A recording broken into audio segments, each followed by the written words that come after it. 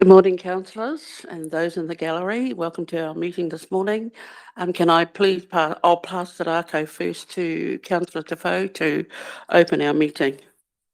Tēnā koe, Madam Chair, o tērā tēnā tātou ngā kai kaunihira o tērā ngā kaimahi o tēnei o tō tata nei whare o toi moana. Kia hihiri tātou. Kia tau te rangi Māori e o rangi nui e tui honei o Papatunuku e takoto nei o te tai au e tau nei. Ki rungi a tātou toi moana e tau nei ti hei mauri ora. May the peace of the sky above and the earth below as we as toi moana embrace the universe and its surroundings upon us. Behold, it is life. Ngā mihi. Can I remind councillors and staff that this meeting is streamed and recorded and that the recording will be made available on the Bay Plenty Regional Council website following the meeting.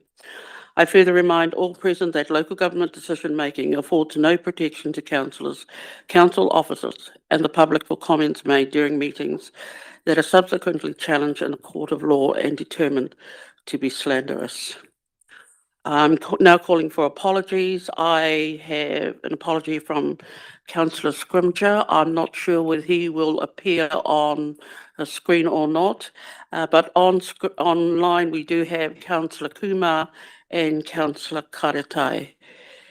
So at this point in time, I'll accept Councillor Scrimger as an apology. Can I have a mover and seconder to accept the apology, please?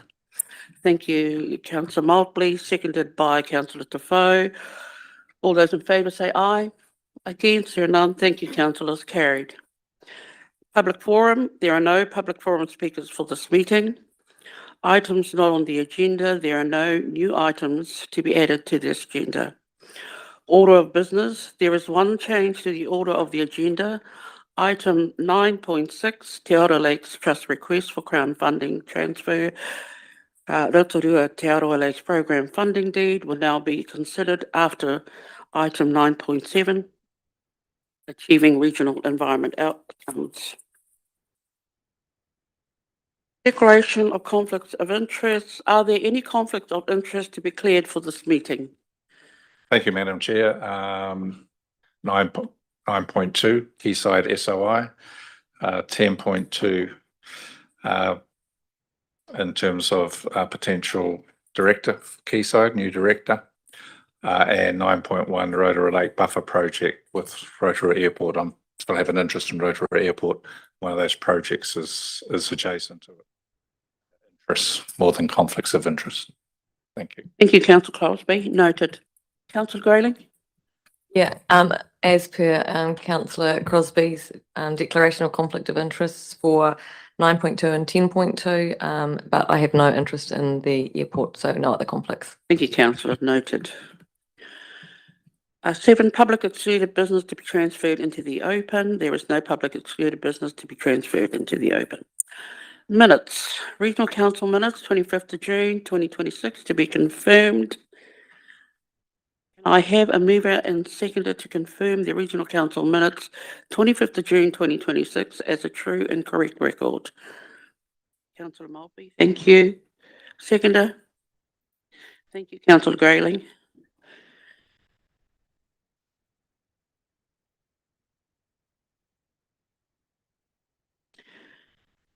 Is there any discussion before I put the motion to the vote? None, thank you. All those in favour say aye. Aye.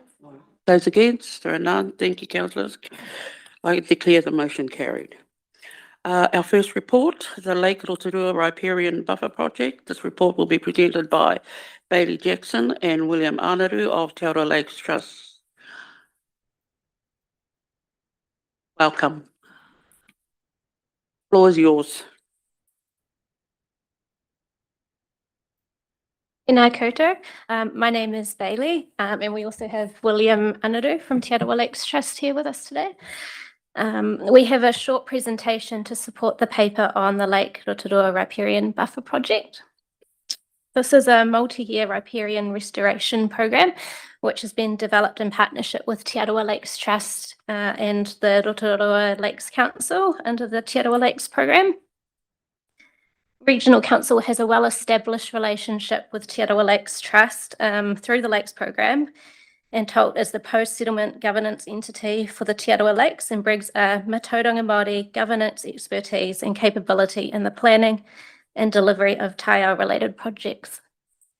TALT also has an existing framework services agreement with Regional Council and will deliver the works under this agreement.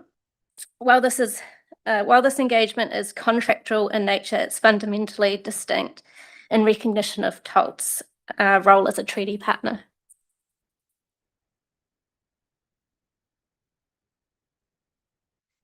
A bit of background. So in 2021, Regional Council commissioned Syrinx Environmental to review and assess wetland opportunities in the Lake Rotorua catchment as part of the 50-ton engineering solutions program.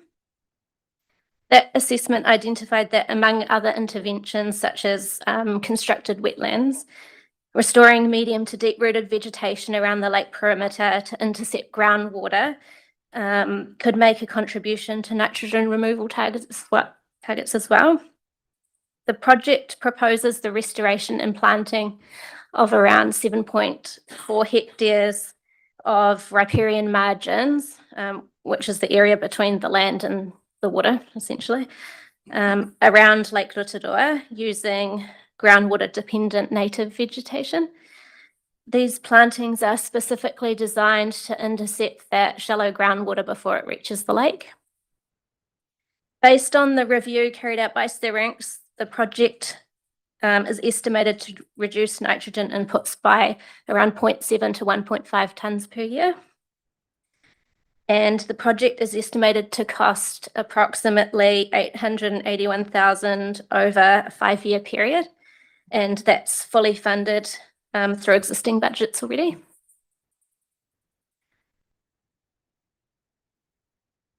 So we've identified 4 priority sites, and they've been prioritised based on a range of factors. These include land availability, lack of suitable vegetation cover at the moment, feasibility of the restoration, and the proximity to groundwater discharge pathways. Most of these catchments are also not suitable for other interventions like constructed wetlands. So the 4 sites are along the front of the airport, the Hemurana Reserve, the reserve between the Waititi Stream and the Nongataha Stream, and then the Hannes Bay, Holdens Bay Reserve.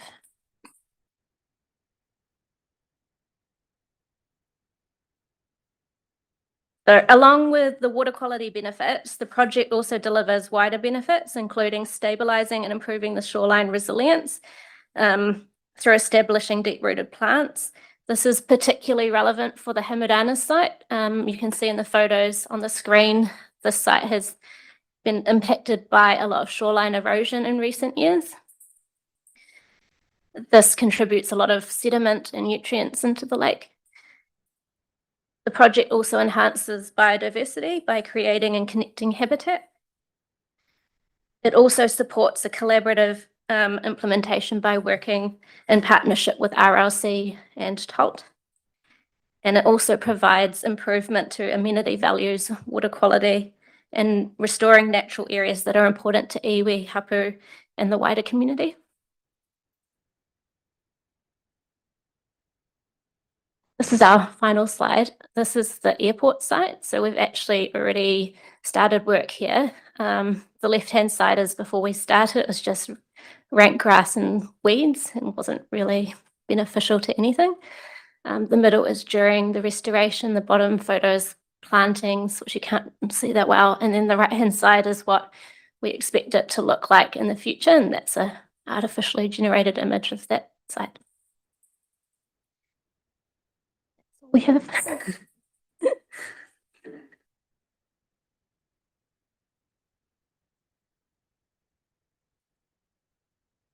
Yeah, happy to answer any questions. Thanks, Bailey, and welcome, William. I was just wondering, I noticed that the 881,000 is for a 5-year implementation. given past experience with wetland establishment, obviously we will be needing to do possibly ongoing maintenance of these plants beyond that 5 years. Have we got any idea, because what and who will be carrying out? Obviously, you don't have to comment on who, because regardless of local government reforms, if who's going to be bound to the ongoing maintenance of these areas, so the ownership is going to sit with Rotorua Lakes Trust? No, Land? so generally our environmental programs run for a 5-year period, and so that will include about 2 or 3 years of maintenance Maintenance, work yeah. within that. And then after that period, the intention is for Rotorua Lakes Council to take it on as part of their reserve management. So Yeah. all of these sites are on Rotorua Lakes Council reserve land. Yeah, so they're bound to continue with that maintenance. So if they had a competing demand for their money or time at a roundabout, have we got some form of, if we spend the 881,000, that we know a blackberry infestation in 6 years is going to be managed, and that this is not going to? I can't comment on how they'll implement their riparian. So we like their don't have an management plans, but agreement. they're a signatory to this environmental program, and it states that there's ongoing management involved with that. It'd be nice to think that we had some form, some form of commitment or undertaking that ensures they're aware of their obligations moving forward. That's all I'd like to comment. Okay, betting order, councillor McMillan. Councillor McCorkindale, councillor Shirley. Kia ora and ngā mihi kōrua. I'm happy to move this. I think it's a no-brainer. I was thinking sort of almost in the opposite thought pattern to you, but aligned, Councillor Grayling, and in that some of those images, not this one obviously, but some of those look like the council, RLC is having to mow those areas, which obviously is a cost saving once you plant. Obviously there is management, management costs of pest weeds, but actually it's a far more sustainable land use in terms of management than having to continually mow an area. So I was thinking, oh, that's actually another plus for RLC. Bearing in mind, yeah, you do get invasive weeds and it has to be managed. So, but I do think overall it, once established, it's probably going to cost less than mowing it. So I think it's an absolute no-brainer. I love these projects where you've got multiple co-benefits, and this is one of those, absolutely fits in that camp. So congratulations on bringing this to us, and I'm really happy to move it. The project, I should have mentioned. No, you were, I wasn't saying you were. 100% supportive of the project. I just wanted to make sure that if I went and visited these beautiful areas in 6 years, they still were Beautiful. being taken care of, that's all. And I absolutely wasn't saying you weren't. It was just I was thinking it could be a win for RLC, not a loss. Yeah. Councillor McMillan. Thank you, Madam Chair. Tēnā kōrua, Bailey, Kōrua fantastic Dale. presentation and awesome paper, and Will, lovely to see you again. Haven't seen you for ages. I'm also really supportive of this project. I wanted to just tease out some more detail about one of the risks that you've highlighted, which was around community access potentially being limited with this riparian buffer work. I'm not familiar with all of the sites. Are any of them really high priority sites for swimming and picnicking and those kinds of activities? Yeah, so the Himurana site, the Waititi site and the Hannah's Bay site are all highly used by the public and the local residents. So we're working through engagement with all of them at the moment to get input into sites they might want to keep open for view shafts, or areas that are highly accessed that they might want to keep open, and that sort of thing to feed into the final planting plan. We'll also engage with RLC's internal landscape architect to make sure that we've got that right. Yeah, we hope to bring the community along for this.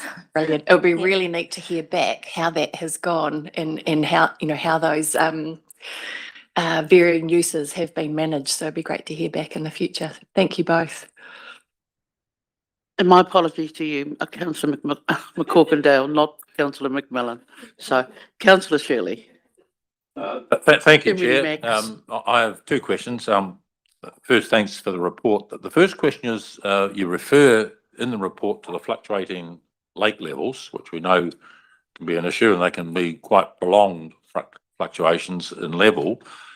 What is, and the planting in the report you clearly identify will stabilise the shoreline, but what is the risk of prolonged higher lake levels actually destroying the vegetation that we're investing in? Always a risk. The lake will go up and down depending on the weather at the time, but the areas that we're planting closer to the water are plants that are adapted for that type of situation.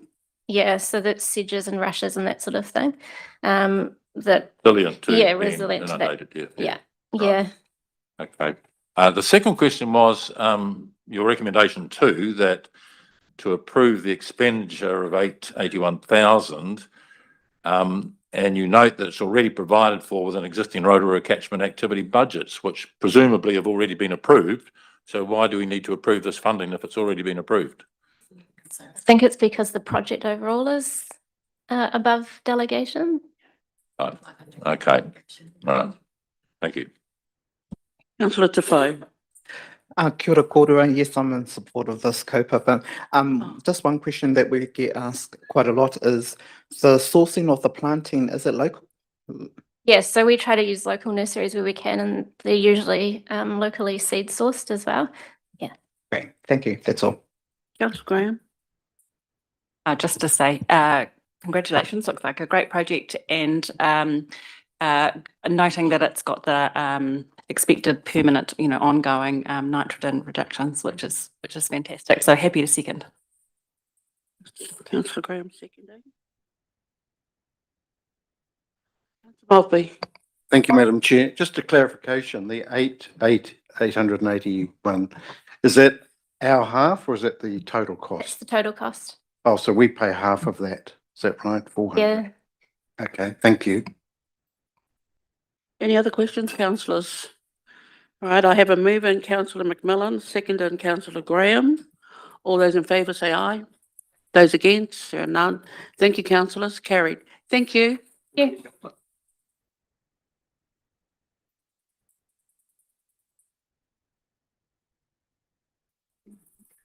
Nine point two, Quayside Group and Toi Moana Trust Statements of Intent 26-27. Being presented by Matt. Thank you, Matt. All yours. Morena, Madam Chair, Morena councillors. So this is the end of the process for the Statement of Intent for Quayside Holdings Limited and the Toi Moana Trust. So the Statement of Intent was approved by the Quayside Board, and this is the formal reporting of that final Statement of Intent to the Regional Council. Just to highlight one matter of significance, the change in the forecast dividend for this financial year for 26/7. So $61.9 million is now the forecast, and that's 1.5 million more than was anticipated in the draft SOI and included in your annual plan budget. So that's one item of significance, just to highlight this in the report. Thank you, Madam Chair. Thank you. Questions, councillors? Councillor McCorkindale. Madam Chair, hi Matt. I've got a question relating to the, now it's on page 134 in Diligent, and it was talking about the strategic importance of the port shareholding. And it talks about the sell down, and I've just got a question about where we're sitting in terms of the ministerial letter and the advice that we've received there, and does this still have a place in this document? So through you, Madam Chair, so the Statement of Intent is still the future projections of Quayside for their activity, and any update, because this was relation to approval by the Quayside Board in June, any update will come directly from Quayside. You have an informal briefing with them today. So I believe there'll be future matters that Quayside will want to talk to you about. But at the moment, we're just looking at the forecast for 26/7 that were done a number of months ago. So that's as up to date as it is at the moment. Any other questions, councillors? Thank you. Can I have a mover and seconder for this report, please? Councillor Dougal. Councillor McCorkindale. All those in favour say aye. Those against? Thank you, councillors. Carried. Thank you, Matt. 9.3, Regional Software Holdings Limited Statement of Intent, 26-27. It's you again, Matt. Thank you, Madam Chair. So same process again. So one of your CCOs, this is a jointly owned CCO, Regional Software Holdings Limited.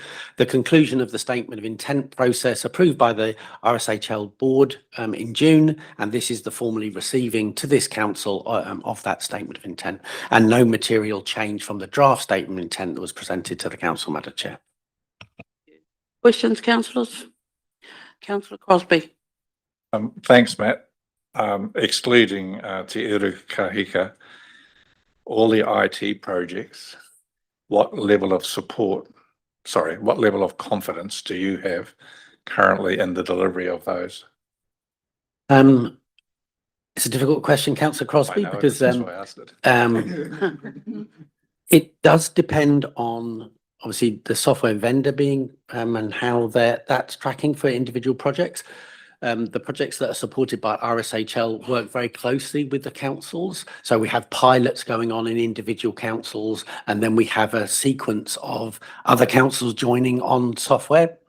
Good example of that for us is the Iris Next Gen project, which is covered in this report as well. So yes, there are obvious project implementation timelines and schedules.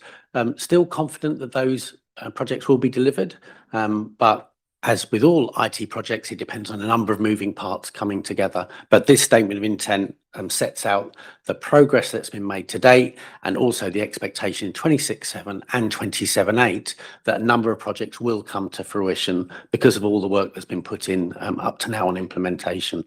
So still in a confident position, but there is always concern when you're implementing software, working with external vendors relating to those projects, and you're working with multiple councils to deliver those projects as well. Particularly in the uncertainty with local government reform, that just adds another one of those uncertainties to the operating environment. Any other questions, councillors? Councillor Maltby. Thank you, Madam Chair. I was looking at the bus ticketing, which obviously that's going to be replaced by the National Ticketing Service or whatever. NTS, yes. How do you think that's gone? Has that been value for money? And of course, it's going to be sunk cost once the NTS comes in. So through Madam Chair, the NTS system is 92%, I believe, funded by central government, and the rest of that funded by all of the local government partners that provide. I was really talking about the RSHL. The bus. I think it's the B card, isn't it? Yeah. So our current B card system, so that is being replaced by NTS. Our current date for that is March 2027, but the NTS system is funded by central government for 92%, I believe, and the B card system is funded 51% by central government. So we're moving to a more centrally funded and operated a national ticketing system for tap and go for your credit and debiting card, and that's moving away from the account-based system, the more old-fashioned system of the B card that we have at the moment, and that will be replaced in 26/27 for Bay of Plenty Regional Council. The TNS will have a annual charge or usage charge to the council, so will it, or will it be completely free? So the NTS system is run by NZTA, and councils will be able to operate the system, which is owned and controlled by NZTA. We won't be paying NZTA to operate it. We will be using it and contributing to the costs that we have of the system, but we don't pay for the system. As I said, 92% of it is paid by central government. So in terms of ratepayer value for money, there's better value for money for ratepayers in the Bay of Plenty Regional Council of moving to NTS. And there's loads of other non-financial benefits of having a ticketing system for customers as well. Thanks, Matt. Any other questions, councillors? None. Can I please have a mover and seconder for the motion? Councillor Defoe, thank you. Councillor Maltby, thank you. All those in favour say aye. Those against, there are none. Thank you, councillors. Carried. 9.4. Local Government Funding Agency Limited Statement of Intent 26/27. Thank you. I'm joined by Mark for this presentation, Madam Chair. Not Kumara, huh? Right. Thank you, Matt. Thank you. So similar to the other statements of intent you've just received, this has been through the full process, been to council and draft and approved by the Regional Local Government Funding Agency Board. There are a few changes to the draft that we just wish to point out. First of all, the profit in the first year is slightly lower but higher in the later years in the draft. And they've included a couple of additional performance measures, one around staff engagement and one around onboarding approved water CCOs. With the LGFA forecasts, it's worth noting as well that they have assumed the water CCOs will be included. However, there's quite a bit of uncertainty, which particularly affects years 2 and 3, about the scale of borrowings and the order in which water CCOs may be approved for borrowing. Also, the ratepayer assistance scheme is being supported through investigation. However, it is not included in the financial forecast that borrowing for the ratepayer assistance scheme will be undertaken at this stage. It's just too early to go through that. Happy to take any questions. Questions, councillors? The report don't appear to be any questions. Can I have a mover and seconder? Thank you, Councillor Crosby. Seconder, please, councillors. Councillor McMillan, thank you. All those in favour say aye. Those against, there are none. Thank you, councillors. Carried. 9.5, Bay Plenty Local Authority Shared Services Limited. Statement of intent 26 to 29. Thank you. Similar to the previous ones, BOPLAS statement of intent. We've been through the process. However, there are a few more points to bring out in this one. I think first of all, the Chief Executive of the BOPLAS councils have been going through a review to try and optimise BOPLAS delivery and understand the barriers to getting more work through BOPLAS. There's a rotation of the chair of BOPLAS, which I think is a good process in terms of making sure there's as much council engagement with the BOPLAS entity as possible. And they have a few additions to their joint procurement projects, shared services and projects for consideration. So it appears that there's some progress being made with the shared service opportunities, and hopefully simplifying local government will also help to progress some of these shared service opportunities in the future. Thank you. Questions, councillors? There are none. A mover and seconder, please, councillors. Councillor Defoe, thank you. Seconder, thank you. Councillor Grayling. All those in favour say aye. Those against, there are none. Thank you, councillors. Carried. 9.7, achieving regional environmental outcomes. Single.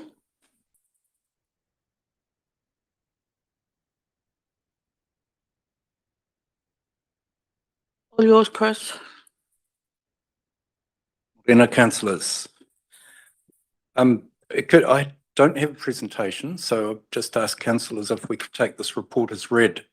But it's arisen following recent presentations at council committees. And these 3 opportunities have arisen. They're not currently budgeted for, so it's a bit out of normal business, but each of them has significant environmental benefits. So I thought I should take the opportunity of putting them in front of councillors. Happy to answer any questions, but the staff have assessed them as being significant. So yeah, happy to answer any questions on whether this might be something you'd like to consider. Councillor McMillan. Kia ora, thank you. You can probably predict what I'm going to say. I'm happy to move all of the recommendations. I think these are some of these embedding legacy projects, and they're a start down that direction. Obviously, there's future investment as well to be considered, but obviously number 4 recommendation directs Fiona to report back to September meeting on the funding sources. So we're not approving the source of the funding yet, and I'm comfortable that we push ahead and get these going. So happy to move, and thank you. Sorry, just, 9.7. yeah, so what about 9.7? 9.6? Change of order. Oh, you've had a change of order. I'd like, Madam Chair. Thank you for that. First of all, I want to say that I'm supportive of the initiatives. You know, I've been to the Rakumura project team place with a couple of others, and had a wonderful presentation. We had Aurora here, I think it was last time. Been supportive of the Rotorua Lakes projects en masse and very supportive of Kaimai Mamaku. I have two issues with this at this point in time, which means I won't support it at this point. One is timing and one is process. The first one is the process. We have just gone through about 5 months of a LTPA, but mainly an annual plan. And in that annual plan, we worked incredibly hard with the community to get the position. The ink has hardly dried on that. And now we've got $1 million potential addition to that. Now, if you're one of those submitters that failed through that process, and this is about process, how would you feel right now if we approve another $1 million out of cycle? That's not really the biggest issue. The biggest issue for me is timing. Next week, we're about to start our long-term plan for 2737. And that's where this should really sit, in my view. Again, credibility. How are we going to walk into that when we've just made a major addition only about a month ago when we signed off our annual plan in LTPA? In this upcoming long-term plan, there are going to be some massive issues that require significant funding that I'm sure is going to land on us. One, as an example, to carry on the spatial planning, that's a legal requirement that we have to do. Secondly, the resource management work, again, unfunded mandate, but we're going to have to do it. And we were advised last Tuesday, I think it was, that that's not going to come cheaply. And having experience in that, it won't come cheaply. It'll be very expensive. And thirdly, the transition arrangements for potential local government reform could be tens of millions of dollars. Now, I want to have visibility of that first before I approve this. It's a timing issue for me. You know, these are wonderful projects. I support Councillor McMillan, what she said, even though they don't comply to our current policies, which is, I think, seems to be a problem with our current policies more than anything else. So that's my issue. It's simply timing. And my personal view is this should be deferred to the LTP, or until that process, we have visibility on that process, or it could be part of the regional fund reserve once we've developed some criteria around that. Hopefully that would be consistent with that. But just to go and allocate $1 million right now with what's in front of us, I think is not prudent financial management. Councillor Shirley, then Councillor McCorkindale. Thank you, Chair. I totally endorse and support Councillor Crosby's comments.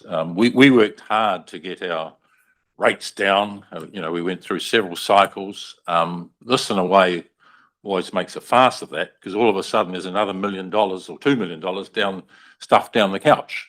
What I want to know, how much more is down the back of the couch? You know, this is not good process. It really isn't. So, you know, where's that money coming from? And why didn't our process of peering back our rates and trying to really conscientiously work on that, you know, it asks a lot of questions. Where's this money coming from? And why didn't we pick it up in our determination and setting of the rates? So that's the first one.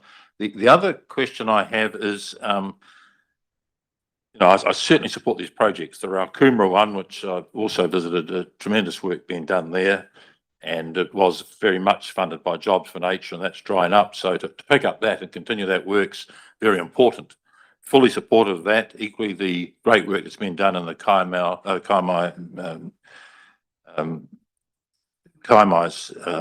Mamakus. But the Te Arawa Lakes one really causes me concern, because it's not delivering anything. All it is, if you look at recommendation 3, it's to engage with landowners of the identified priorities. You know, you could argue that it's just funding lavish hui's. It's not actually delivering any environmental outcome. So I'd certainly want a better satisfaction that it's it's not delivering an outcome. Why is there not a proposal of a project that's actually going to deliver something? All it is funding Te Aroha Lakes Trust to have a look at what they might want to do. I find that rather strange. So before approving that, I'd certainly want a deeper analysis of what will be delivered there. What will the outcome be? Thank you, Madam Chair. Thank you very Councillor much Grayling. for the report and the presentation. And I endorse the comments of Councillor Shirley and Crosby. I'm very much of the same mindset around process, and to land an additional $2 million of expenditure on our ratepayers without a clear idea of how it's going to be funded, I think is irresponsible. But I'm also fully supportive of Councillor McMillan's comments that these are all incredibly valuable projects that I would like to see us fund, but potentially via another mechanism. And what springs to mind is we have all resolved to explore establishment of the Regional Benefit Fund. And to me, these are fantastic projects that could come across the table to be considered there.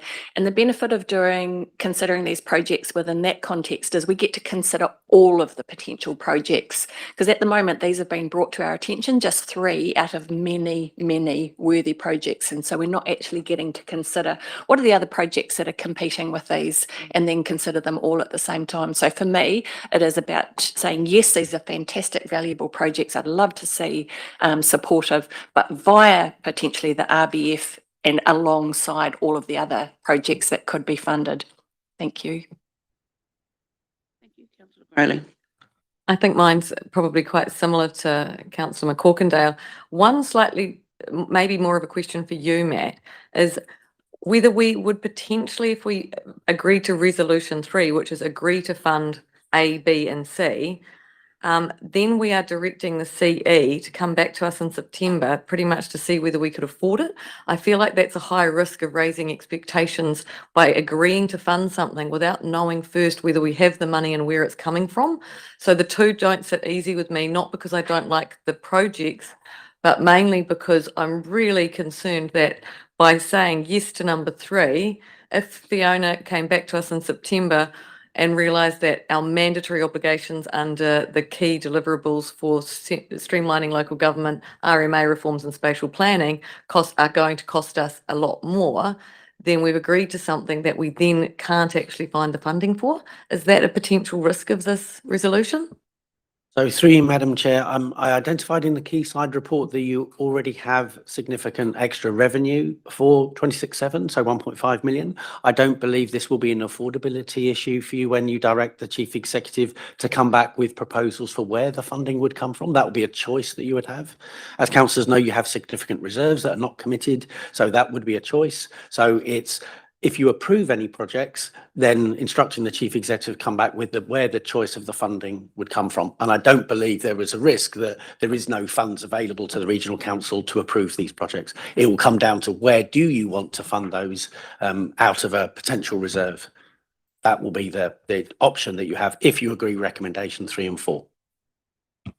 Thank you. So even with the lack of visibility of the costs of spatial planning and all of the other things that we still have a lot of question marks and unknowns about, what Councillor Crosby was alluding to earlier, because that was Councillor Crosby's main concern, was about that. And obviously also the equity of considering 3 in isolation of allowing anybody else. Forget about the equity issue, but you're saying regardless of all of these other unknowns and costs, that would still be. Yes, through you, Madam Chair, of course there are uncertainties over the long-term plan. You haven't even had your first workshop yet to determine that. So that will be played out through a number of workshops during the course of 26/7 before you adopt it in 2027 for that long-term plan. So these items are on the table now to be considered as part of your annual plan for this year. You've identified a significant reserve for this year. You've identified extra revenue that's come in, 1.5 million for this year. So I don't think it will be an affordability issue this year, but of course there are some uncertainties that you still haven't evaluated or calculated. That always happens at this cycle. There will always be things ahead where you're not quite sure what CPI will be, what's happening with interest rates. We don't know that yet. Answers my question. Thank you. Councillor Mobley, Councillor Graham. Councillor McMillan. Thank you, Madam Chair. I think this should be part of the LTP. We've just had our long annual plan process. I don't think it's good process to let a small number of projects jump the queue without being evaluated alongside everything else. So I think it would be totally irresponsible of us to proceed with approving these projects. This should go through the rigor of the LTP process, where other projects get the opportunity to put their hand in the ring or hat in the ring, so they can be evaluated alongside each other, rather than, as I say, these three have just jumped the queue and got a chance that the rest of the projects haven't. So I don't support this. Thank you. Councillor Graham. Thank you, Chair. Thank you for bringing these to us. I would like to speak really strongly in support of these. I think, you know, as a new councillor, it's interesting to see how, you know, moribund processes can be and opportunities can be missed. I absolutely hear the concerns about it not coming through the annual plan process, but I think sometimes that's just missed opportunities. And it's just a timing of people thinking, not understanding processes and where they need to get in front of us. This is particularly about doing something over the next 12 months. And I would be keen for us to actually do something over the next 12 months that we can say has, you know, it's an action, and it has outcomes that we can really clearly identify and stand behind. So I would be very keen to see some further report come back to us in September, covering the three proposals. I don't think we're committing to the funding. We're saying we are open to it, but we would like further context around other things that have been presented to us in the annual plan process. So we are getting a full picture and making sure these are the ones that we are going to say, yes, we're ready to, they're ready to go now. They're going to achieve outcomes both in the next 12 months, but also ongoing outcomes. So I'd like to see that comparison of, you know, that actually they will have sustained benefits. And so, you know, Rokomata, 1080, 3 years, you know, one operation has 3 years of pest control effect, multi-species, that kind of thing. So that would be my suggestion. Thank you. Thank you, Councillor. Councillor McMillan and Councillor Shirley.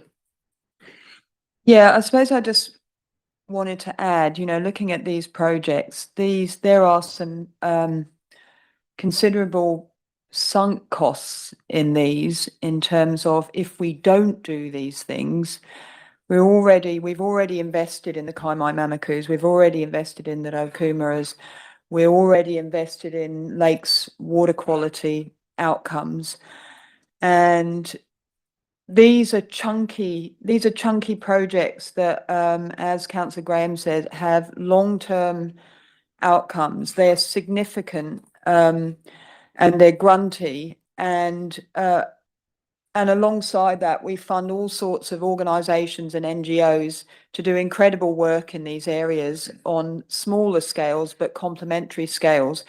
These, I think, are projects that do kind of stand out as ones that can make a marked long-term difference. Obviously, they'll, you know, things like Kaimai Mamakus will need a further hit down the road as well. But they're the kind of projects that if they're not funded, then things start to go backwards, where there's sunk costs already in investing in improving these outcomes in these areas. The other thing is they have multiple benefits for climate resilience, and we're always talking about Q to Kitai, mountains to the sea, and that includes our lakes as well. And so if we're not doing this, what are we doing? So I just wanted to reinforce that these are kind of meaty, grunty projects, that we can't have things sliding back. They've got resilience for people, for landowners, for housing for freshwater, as well as biodiversity. And as Councillor Graham pointed out, we're not saying, yeah, let's just pull the money out the hat today. We're saying we support these considerable meaty projects to proceed, because we don't want things sliding back, and we want to get some outcomes. And then our chief exec will come with us with a recommendation of how we spend that money. It's not that we don't have the money to spend. Is it going to come out of the regional benefit fund? We talked about green infrastructure. This is green infrastructure. So we may want to spend it out of our 20 million out of the regional regional infrastructure fund. But that's to be determined. So I just can't say enough how, if we're not doing things like this, what actually are we doing in a way? And I'll leave it there. Councillor Shirley, Councillor Dougal, Councillor Grayling. Thank you, Chair. Matt, you referred to the increased forecast dividend to 61.9 million.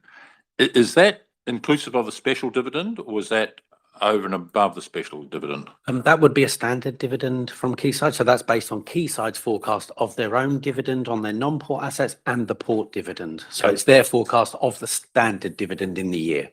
So no special request for extra funding. But there's still the special dividend of 1.6 million, I think. Is that the figure? 1.6 million, Councillor Shirley. So Well, the there's 1.5 million extra above what was in the draft. So the 1.5 million I referred to earlier was the higher than the draft dividend that was forecast. So there's an extra 1.5 million on top of what we included in the annual plan. But in our earlier report, we did refer to a special dividend that we've asked for.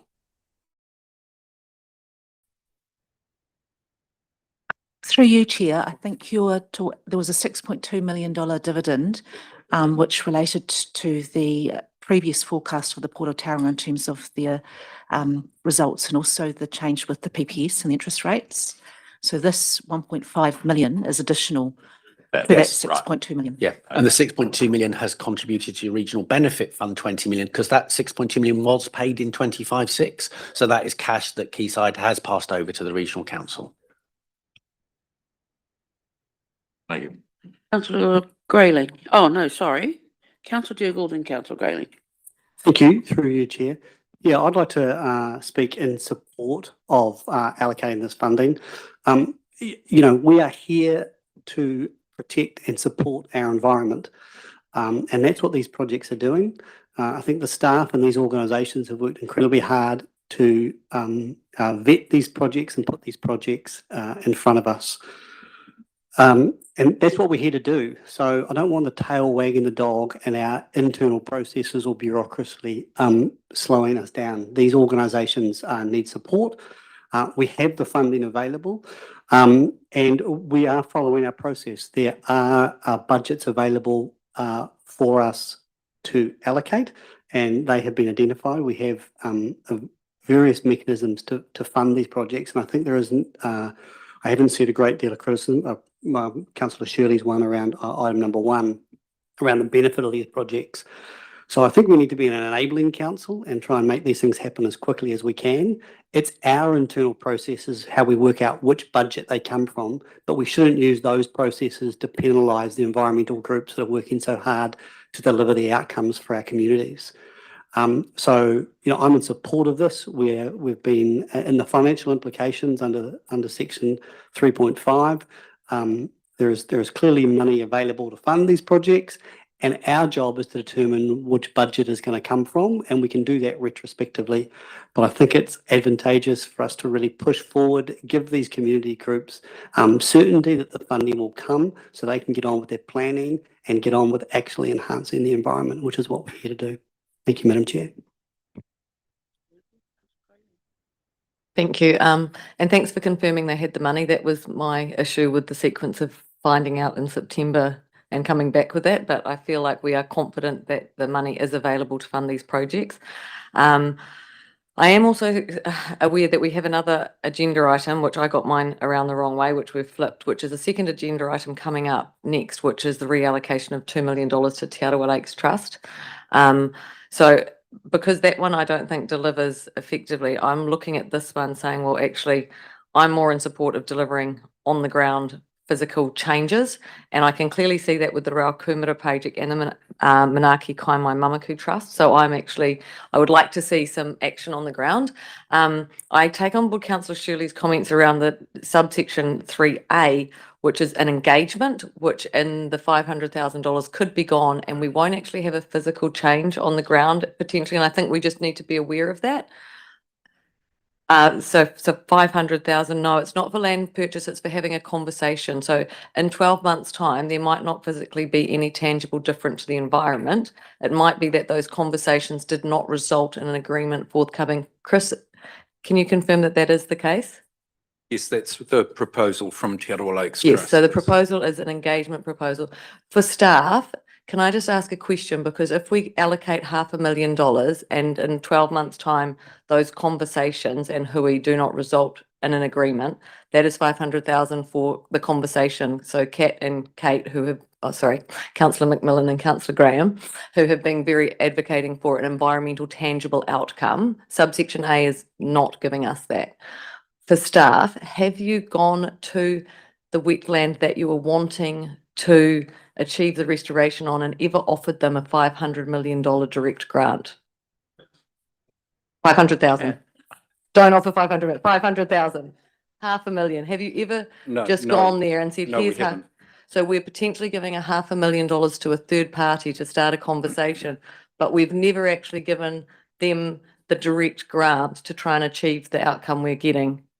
Which would be, in your mind, a more appropriate action? I think all of us want to see work happening on the ground at that site. This is a wetland site that is the absolute number one priority. It can yield up to 9 to 15 tonnes of nitrogen, which is a massive amount compared to the report you just approved this morning, which is really just up to 1.5 tonnes. So this would be, I characterise it as, can Te Aroha Lakes Trust somehow unlock the door with that land trust that we have so far not been able to unlock and achieve that step change in nitrogen reduction for Lake Rotorua? And I suppose my question to you is a $500,000 key giving to a third party, not the party. Has staff considered that before coming to us with this paper to give that $500,000 to Te Aroha, that it goes directly to the trust as the key to unlock that wetland that we so desperately need?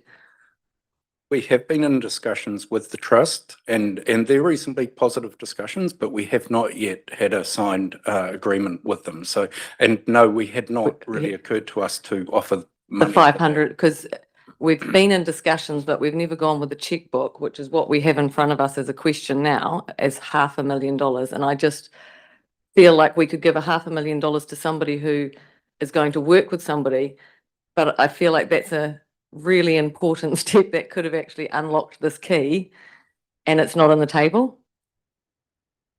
I'd just like to make comment, response to Councillor Grayling, and I accept the concern that you're raising. I think one of the things we have to consider here is the relationship that we've had with Te Aroha Lakes Trust for a very long time. It hasn't been a short time, it's been a very, very long time. And not only that, we will be disestablished in 2028. Te Aroha Lakes Trust will be here for a long time after we are being disestablished. So we've got to acknowledge that Te Aroha Lakes Trust will always be an entity that will care for the environment. Our current position, we don't have that ability to say that we can and we will be able to. But what we can say is that through a partnership that we have built with Te Aroha Lakes Trust, is that maybe we start to have more faith in the partnerships that we have formed and those specific partners. And yes, this is a difficult decision. But if there is an issue of the landscape being more appropriate for Te Aroha Lakes to be the negotiator with their land trusts, as opposed to Rotorua Lakes Trust or the Bay of Plenty Regional Council? Should we, in actual fact, be supporting the partner who may indeed be the gate or opener for where we want to go? And this is around the establishment of wetlands. If you look at the question that Councillor Grayling is asking, is that are we bypassing directly the trust, the actual trust, the landowner? Well, you've got to pose the question, would the landowner prefer to be speaking to Te Aroha Lakes Trust, or would the landowner prefer to be speaking to the Bay of Plenty Regional Council? Obviously, we have not made that inroad yet. I think that's just something we need to be considering here and what we are trying to achieve here. We want further development of wetlands, and who really is in that better position to be advancing that? Is it us as the Regional Council? Is it the Te Aroha Lakes Council? Or is it Te Aroha Lakes Trust? And these players all belong to Te Aroha. But I just want to put that on the table. Councillor Shirley. Thank you, Chair. Certainly acknowledge that Te Aroha Lakes Trust has been around a long time and will be around a lot longer than us. I think that's pretty obvious. But I think it's also common knowledge that in recent times with Jobs for Nature money, they have grown into quite flabby overheads. That they really have, and that's part of their real difficulty. They've got very substantial, elaborate overheads which they can't sustain, and are desperately looking to continue that, rather than take the hard decisions of pruning back. And it could be looked at that we're actually, they wanted the 2 million initially, which we've already debated in terms of without delivering the nitrogen issue. And is this not just another 500,000 to essentially fund discussions? There's no environmental outcome. I'm very happy with the Rao Kumara and the Kamamamaku, but there's no outcome with that 3A recommendation. It's purely to fund Te Aroha Lakes Trust to have discussions. And are we responsibly spending public monies when we do that? Recognising their fundamental problem is their very flabby overheads that have grown substantially in recent times.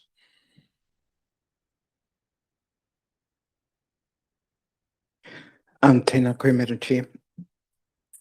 I think it comes back to the conversation that you just finished talking about. I too have the same sympathised thoughts in regards to the whole 3 organisations that are listed here. In the last 9 months, we need to give our sincere thanks to these 3 entities who have continuously been in our forefront in everything that we do. They have battled through some of the biggest storms for us. In most cases, have written submissions to our council and also has been supportive of the legislations that have been going through central government. The biggest thing that we need to consider today is not around the entities and its purity, but what have they done and what they will continue to do for the whole. Today's discussions is not just about money. It's actually about people and the whenua. If we don't look after any of those things, we'll lose it. And I think that's more of a barrier than what we are discussing today. So, Madam Chair, I am in support of this kaupapa. An acknowledgement to be noted, please, to these 3 entities for their support so far in the last 9 months. The 3 entities continue to support us in everything that we do, and I believe that they will continue to support us and the environment and our staff to move forward in any way possible. Let not this be a barrier to what we can do collectively and how we can continue to build these relationships moving forward. Tēnā tātou.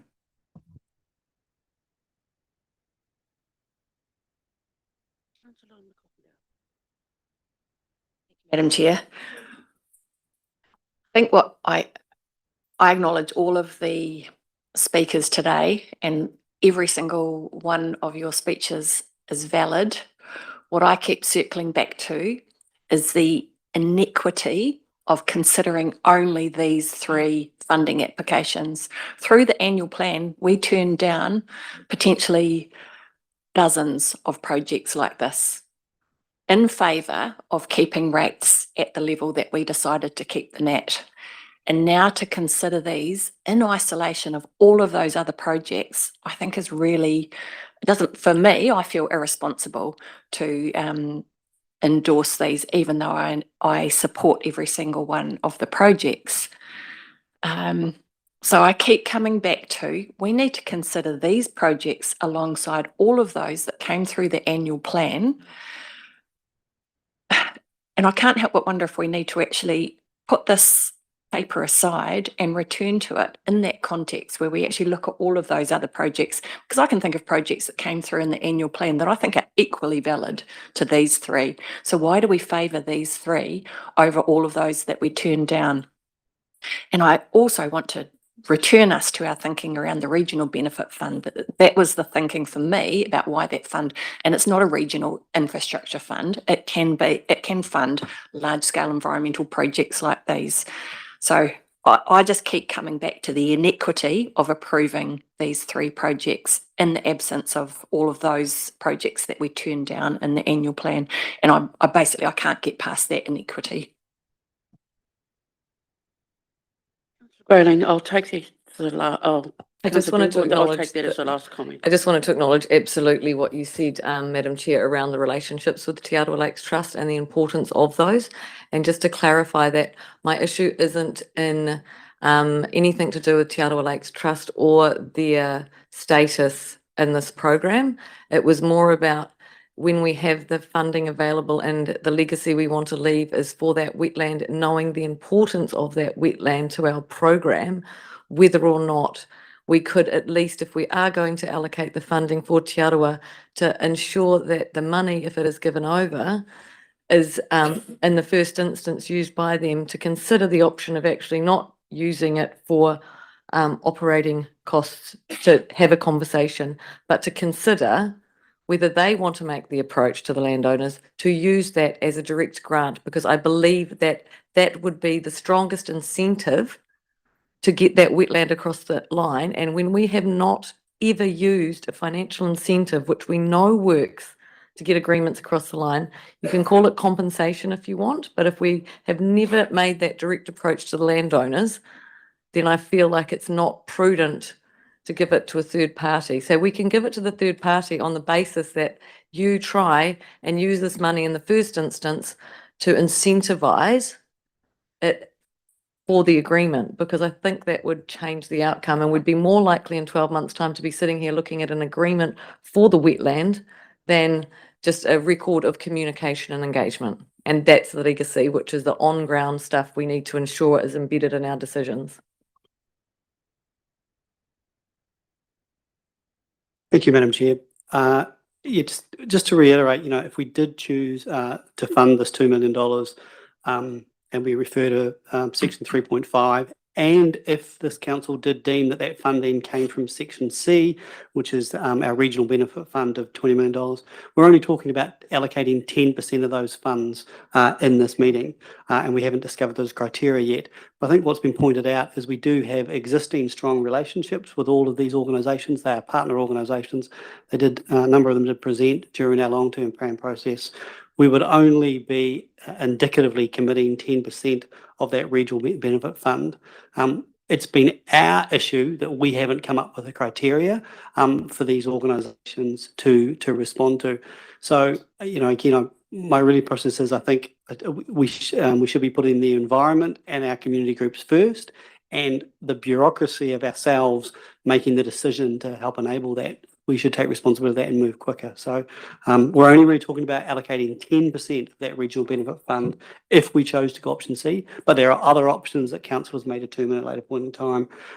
But we need to be a council of action, not of bureaucracy. For you, Chair, since everyone's speaking twice, I might as well.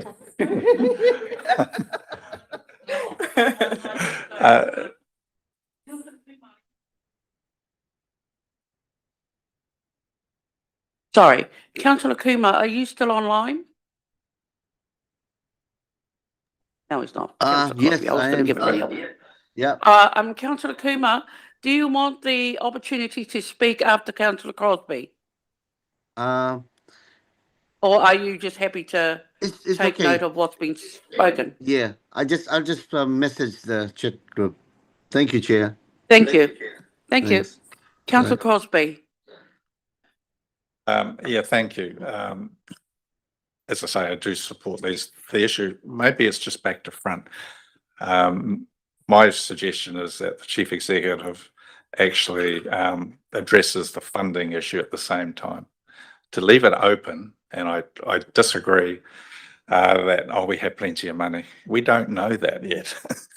And what worries me is what's ahead of us. So if it came off the proposed regional fund reserve without criteria, you know, I could probably live with that. At least that's part of a process. But I do support what Sarah said, and that's what I said right at the beginning. If you were one of the submitters that had funding decline through the annual plan process, how would you feel about this? My real issue, and Glenn, it's not about being pedantic and bureaucratic, it's being fair, which is something you have to be in this world, in local government, being fair to everybody and not just support the next shiny thing that comes along that has merit. So that's my real issue, and I would prefer that this just lay on the table until the next meeting. And by then we would have had at least the first glance of our LTP, and hopefully there's some money numbers in there, where we can make an on-balance decision. Because at the moment we can't make an on-balance decision, and that's the bit that really worries me. So I do support them. It's just a matter of, well, I'm not quite sure about the Te Aroha Lakes Trust one at the moment, but we'll sort that out. But maybe this is only part of the answer, Chair. Maybe we do need to understand those funding sources, because you can't spend money twice.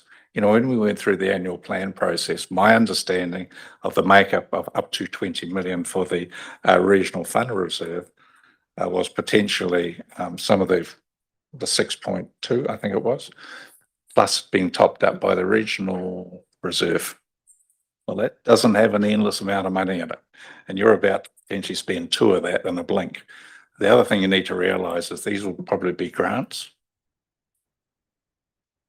When you fund a grant out of sequence, that automatically shoves up your operational cost.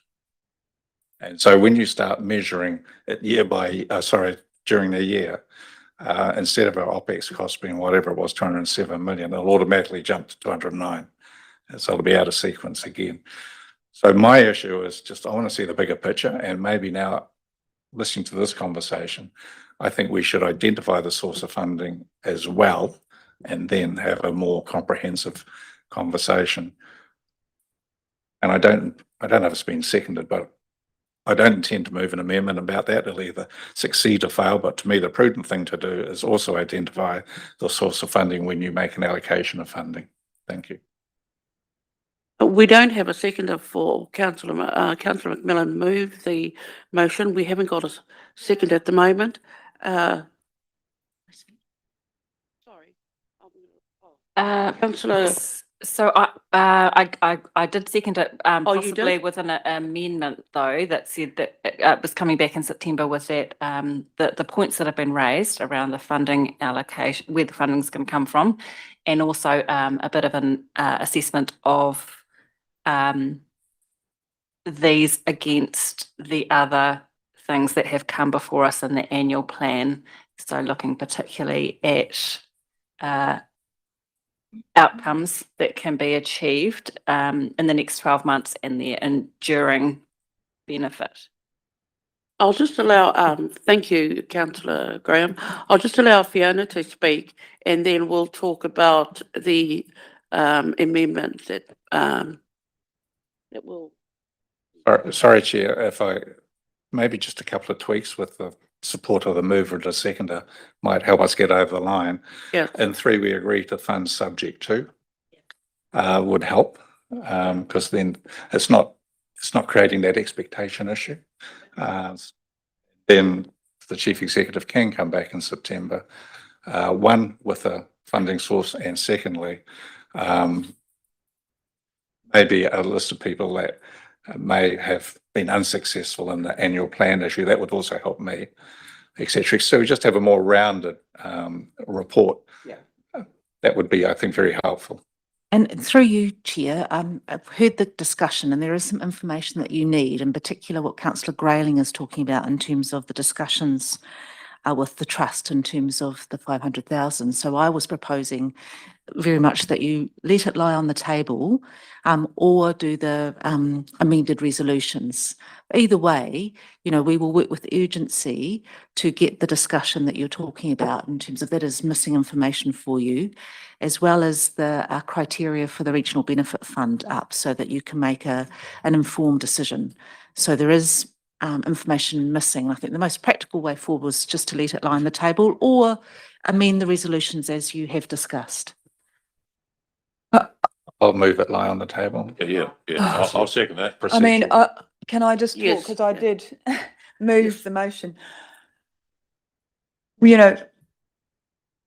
What I don't want to do is slow down these long-term environmental benefits. So I'm really reluctant to lie this on the table. I would be happy with the suggested amendments. They'd need some wordsmithing.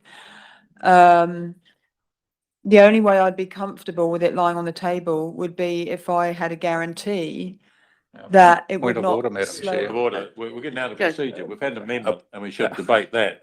And Yeah, if this that is a passes, then it's procedural a motion. standard Thank you, motion. councillors. lie on That is what we'll Yeah, do, it's no councillor debate. Graham, councillor. Yeah. So the amendment. No, I can't Councillor speak to it McMillan? now. Yeah. Yes. Okay, so Councillor, I'm just saying she's going to speak to the amendment. Councillor McMillan has the floor at the moment. Will let her speak so I can speak to the to the amendment. amendment. Yes. Yep. Has the amendment been seconded? Yes, it is. I seconded the amendment to let it lie on the table, the procedural amendment. Okay, so there was a suggestion around agrees in principle to fund for number 3. And I don't know how to address Councillor Grayling's comment around the Te Arawa proposal, but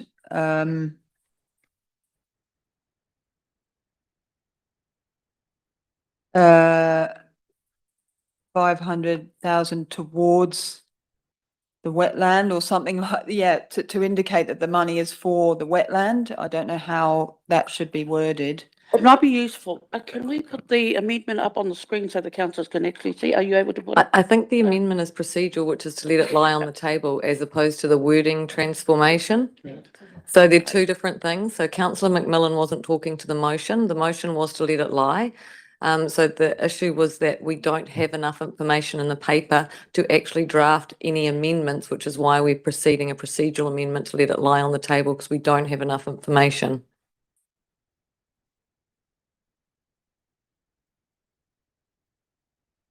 So when we're saying we're letting it lie on the table, that means we're looking at number 4 as come back with further I information. just thought The chief the executive. procedure's clear, Chair. You should open the amendment to discussion. It's been moved and seconded, then put the amendment. If that's passed, then it becomes a substantive motion and then it would lie on the table. If it fails, then you go back to the earlier motion and put that.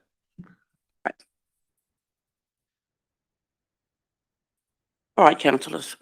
Okay, well, we'll have a show of hands for the motion, the new motion, which is for this matter to lie on the table.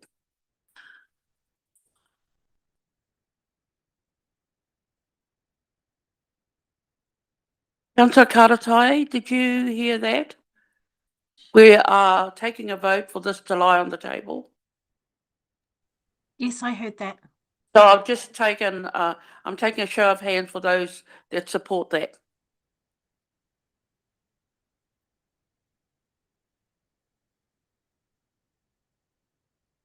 So you are in support, councillor Karatai and councillor Kumar, for this to lie on the table? This matter? Yep. That's a yes. Councillor Kumar is a yes. Madam Chair, just for absolute clarity, this is so the CEO can bring back that further information. Yes. And then we can readdress it more holistically, and I'm quite confident that probably get us over the line. Yes. The answer is yes.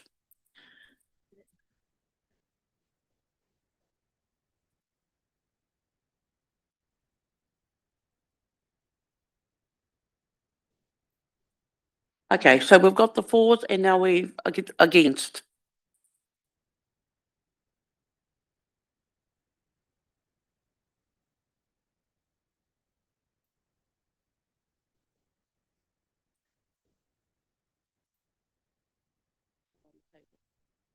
Kumar's four and councillor Karatai was four. Yes.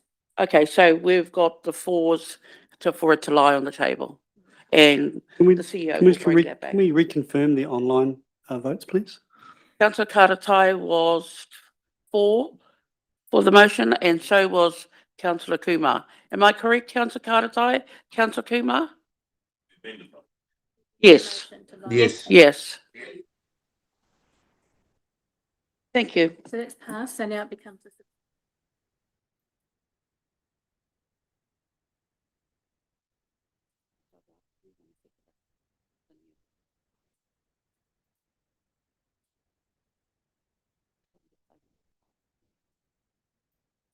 All right, councillors, I just need a mover and seconder now for that new motion. Councillor McCorkindale, seconder. Councillor Grayling. That means substandard motion. Well, what do you want to move?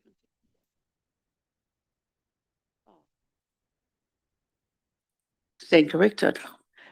I just need to put that that is a substantive motion. Yes. Yeah. All those agree? Yes. Yeah. All those in favour say aye. Those against? That record it. Okay.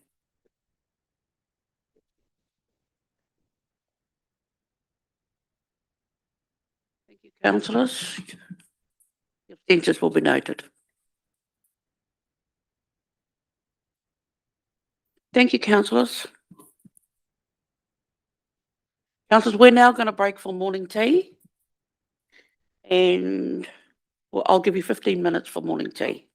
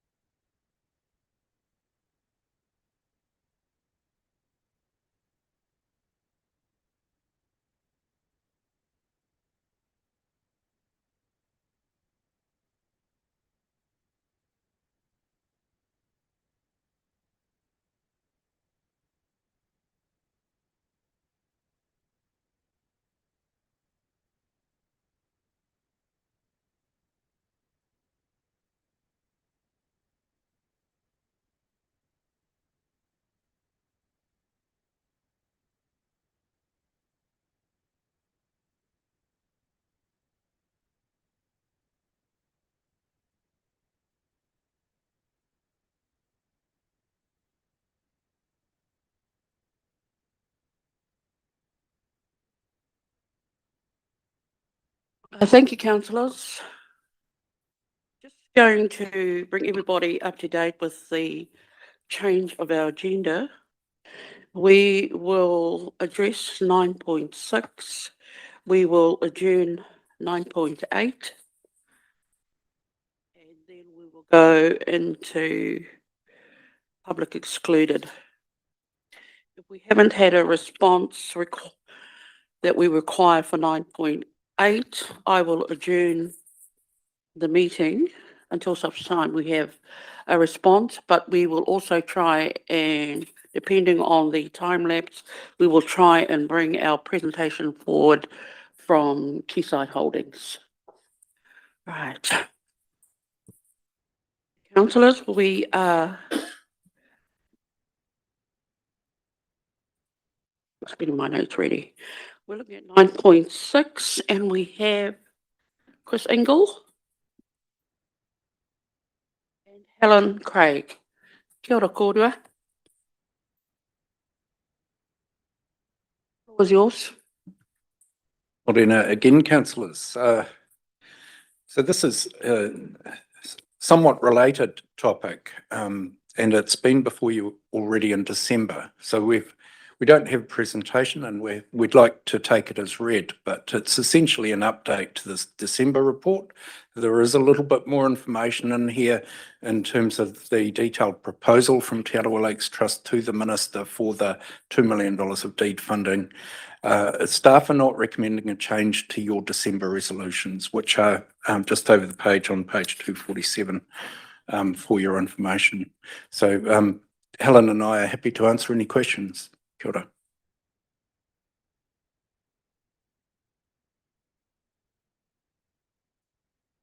Thank you, Madam Chair. So thanks, Chris.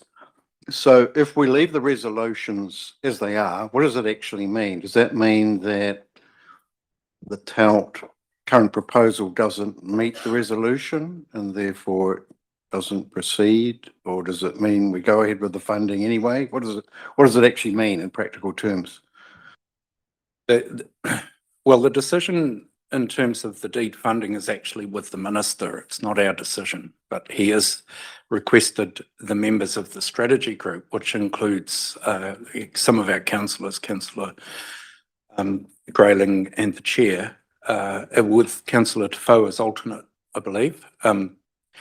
They have to, well, they will be asked whether they support it or not. And the intention was that this report provides the information they need to make that call. But yes, at the moment, it would suggest that would be a no from the Regional Council. Because there's no repayment of the 2 million and we're not doing the equivalent nitrogen reduction either. Correct. So yeah, it would be a no. Yeah. But if we don't do anything, then this stops. Is that right? Well, in terms of our part in the process, yes. Yeah.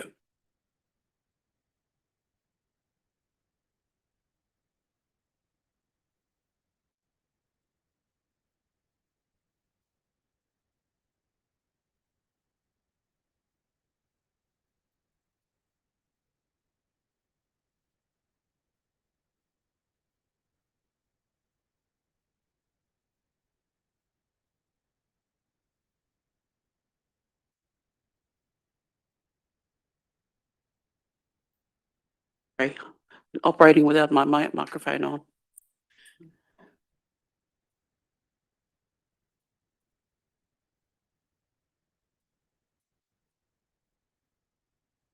We are going to move into public extended section of the meeting. Can I have a move and seconder to exclude public for those reasons set out on pages 8, 9 of the agenda, please? Mover, thank you, Councillor Maltby. Seconder, Councillor Tafau, thank you. All those in favour say aye.